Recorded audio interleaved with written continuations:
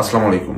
কিছুক্ষণ আগে প্রায় 11:40-এর দিকে আমি ছাত্রদল কেন্দ্রীয় সংসদের দপ্তর সম্পাদক জাহাঙ্গীর আলম ভাইয়ের ভেরিফাইড কৃত ফেসবুক পেজে একটি শোকজপত্র দেখলাম। সেখানে আমার নাম উল্লেখ করে আমাকে শোকজ করা হয়েছে।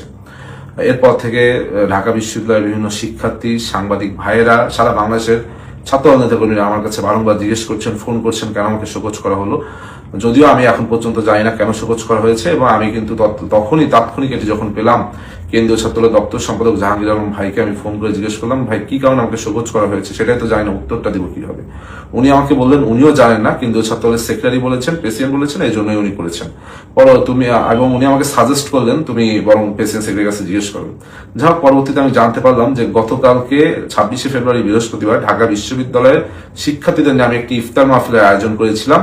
কোরআন তেলাওয়াত প্রতিযোগিতা ছিল, তার পরবর্তীতে আমি শিক্ষার্থীদের সাথে একটি ইফতার মাহফিল করেছি। সেই ইফতার মাহফিল কেন করলাম সে কারণে নাকি আমাকে শোকজ করা হয়েছে।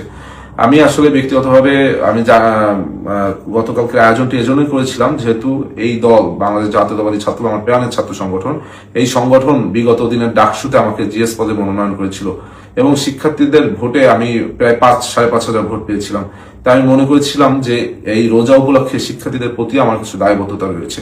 সেখান থেকে আমি শিক্ষার্থীদের সকলকে নিয়ে একসাথে একদিন ইফতারের আয়োজন করব, সেই চিন্তা ভাবনা থেকে কিন্তু আমার ইফতারের আয়োজন করা, এবং সেই ইফতার প্রায় 1000 শিক্ষার্থী অংশগ্রহণ করেছিলেন।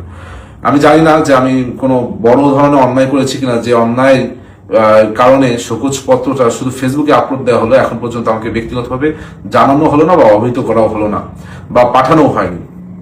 আমি যদি আমার কাজের কারণে ছাত্র দলের কোনো ক্ষতি করে থাকি, তবে আমি ছাত্র দলের বর্তমান যে প্রেসিডেন্ট সেক্রেটারি, তাদের কাছে ক্ষমা সুন্দর দৃষ্টিতে তাদেরকে দেখতে বলছি। আমি এটা, তারা বলেছে লিখিত জবাব দিতে, আমি লিখিত জবাব চাইলেই দিতে পারতাম, কিন্তু আমি লিখিত জবাব দিব না। আমি দিব না একটি কারণে, সেটি হলো আমাকে ব্যক্তিগতভাবে এখন পর্যন্ত কোনো শোকজ পত্র আমাকে কিন্তু পার্সোনালি পাঠানো হয়নি। আমি নিশ্চয়ই এমন কোনো বড় অন্যায় করিনি যে আমাকে পার্সোনালি পাঠানো যাবে না। ডিরেক্ট ফেসবুকে, সামাজিক যোগাযোগ মাধ্যমে এই ধরনের একটি শোকজপত্র দিয়ে সারা বাংলাদেশের মানুষ এখন আমাকে ফোন করছে, সারা বাংলাদেশের মানুষ এখন জানতে চাচ্ছে কি এমন অন্যায় করেছি।